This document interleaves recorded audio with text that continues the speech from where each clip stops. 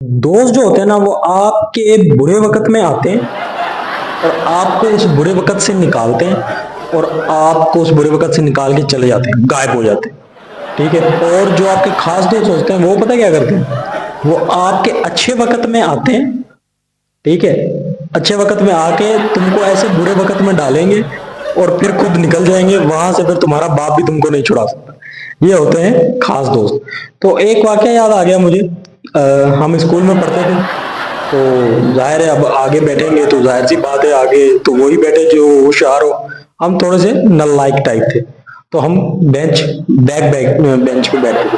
तो हमारे आगे ज़ाहिर-सी बात है कुछ लेडीज़ होती थी, वो बैठती थी। उसमें एक हमारी क्लास फेलो थी, इकरा नाम था उसका, वो बैठती थी आगे।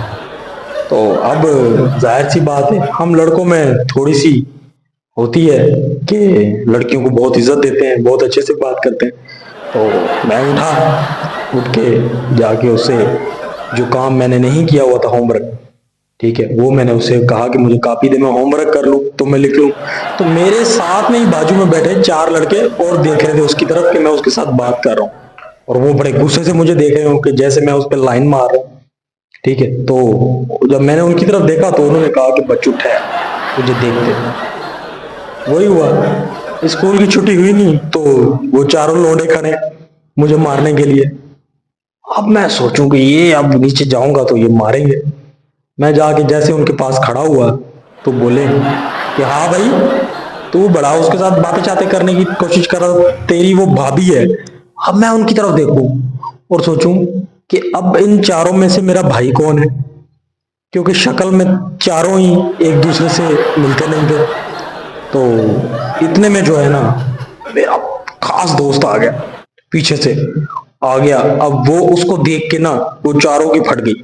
वो कहते बाबा ये आ रहा है तो ये दो हो गए। लेकिन उसको देख के मेरी फट गई, क्योंकि मुझे पता था ये मेरा खास दोस्त है, इसलिए मुझे यहाँ से बचाना नहीं है, यहाँ और फंसा देना है। खैर वो बड़े आया सुकून से आके मुझे बोला हाँ क्या मसला हुआ। तो मैंने बोला कि भाई ये मारने के लिए खड़े हैं मुझे, ऐसे ऐसे सीन है।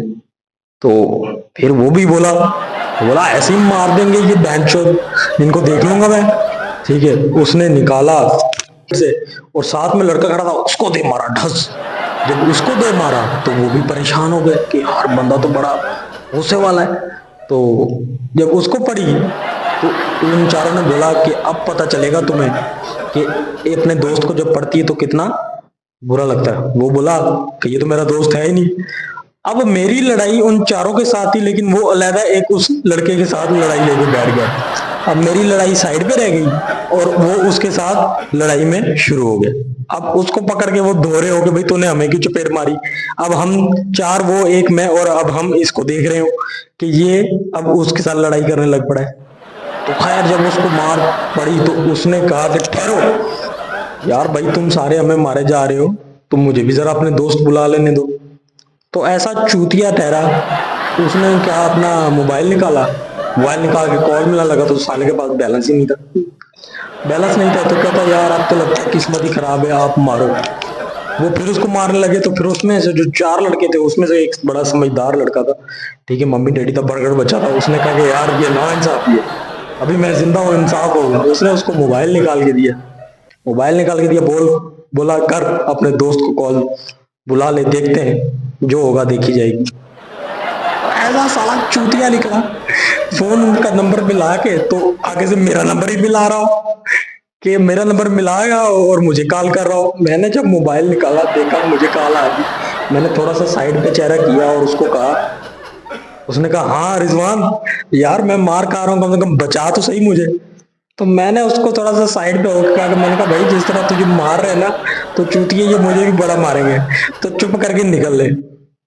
तो खैर ऐसे होते हैं आपके खास दोस्त, आपको फंसा देते हैं। फिर एक दफा क्या हुआ, एक दफा उस चूतिए को किसी लड़की से प्यार हो गया। प्यार हो गया तो प्यार उसका कोई सच्चा प्यार था। जब उसको सच्चा प्यार हुआ तो उस वक्त मेरा टाइम बड़ा सॉलिड चल रहा था, अच्छा चल रहा था, लाइफ में कोई भी मुझे टेंशन नहीं थी।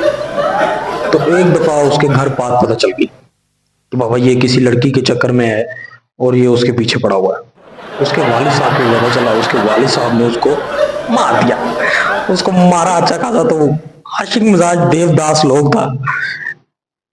कमीने ने ऐसा काम किया, गया है मेडिकल स्टोर पे, वहां से नींद की गोलियां ली, नींद की गोलियां लेके खाली पैंट चौबे को 3-4 पत्ते खा गया। जब 3-4 पत्ते खा गया तो फिर कमीना मुझे फोन कर रहा है, आ रिजवान भाई किधर है? मैंने कहा मैं घर हूँ। अब मुझे पता ही नहीं कि साला क्या लोचा चल रहा है। मैंने कहा मैं घर हूँ। कहता मैं आ रहा हूँ तेरे पास। मैंने कहा भाई आ जा। आ गया तो बहन जो जैसे आया तो बड़ा नशीली आंखों में हो। मैंने कहा क्या बात है भाई, क्या हुआ तुझे? कहता यार मैंने गोलियां खा ली हैं और अब मैं बस तेरा आखिरी दीदार करने के लिए आया था। मैंने कहा बहन चोद, जब तूने गोलियां खाई है तो घर जाके मर, तू मेरे पास आ गया, जाते जाते भी मेरी जो है तू ऐसी तैसी करेगा। ठीक आ गया साहब को फिर अस्पताल लेकर गए। अस्पताल ले जाके उसका पेट वॉश करवाया, साला बच गया। अब मैं जब उसके पास गया तो उसका भाई भी मुझे ऐसे गुस्से से देख रहा हो और उसका बाप भी मुझे गुस्से से देख रहा हो और मैं कलमा पढ़ रहा हूँ कि या अल्लाह बचा ली आज, या अल्लाह आज बचा ली। तो जब वो ठीक हुआ तो उस कमीने को इतना मारा मैंने, इतना मारा। मैंने कहा चूतिए दोबारा ऐसी हरकत करे तो मेरी तरफ ना आई। ये होते हैं आपके खास दोस्त। लेकिन ब्रो सही बात बताई जाए ना तो दोस्त ऐसे ही अच्छे लगते हैं जो बेलौस हों, बेमतलब हों। तो ऐसे दोस्तों के साथ ज्यादा मजा आता है। लेकिन ऐसे दोस्तों के साथ रहें, घूमें फिरें, एंजॉय करें, लेकिन बचाएं खुद को। ये ज्यादातर बिगाड़ के रख देता है। लेकिन एक बात सच्ची है यार, ऐसे ही दोस्तों के साथ आपको ज्यादा मजा आता है, ज्यादा एंजॉयमेंट मिलती है, जिनके साथ आपका कोई लालच नहीं होता, बेलौस दोस्ती होती है। तो कीप इट, एंजॉय करें, ऐसे यार दोस्तों से मिलते रहें और बचते रहें। ठीक है।